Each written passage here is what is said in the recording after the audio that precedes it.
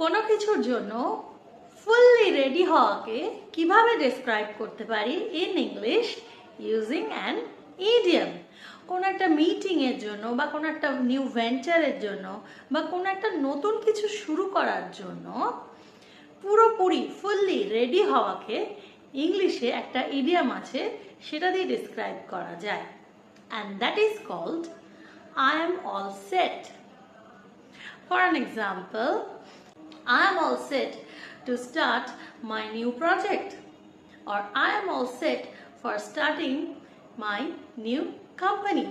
মানে আমার নতুন কোম্পানি স্টার্ট করার জন্য I am fully prepared or I am fully ready.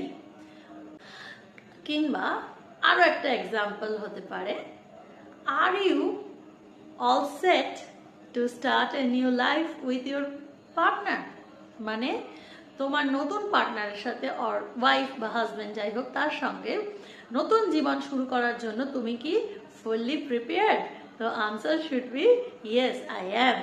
তো ভবিষ্যতে যখন এরকম কোনো সিচুয়েশন হবে যেখানে কাউকে প্রশ্ন করার বিষয় আসছে যে সে কোনো একটা ব্যাপারে রেডি কিনা, বা নিজের ব্যাপারেও যদি কিছু বলতে হয় যে এই জিনিসটা শুরু করার জন্য বা এটা স্টপ করার জন্য আমি পুরোপুরি রেডি, তখন এই ইডিয়ামটা আশা করি খুব সহজেই ইউজ করতে পারবে।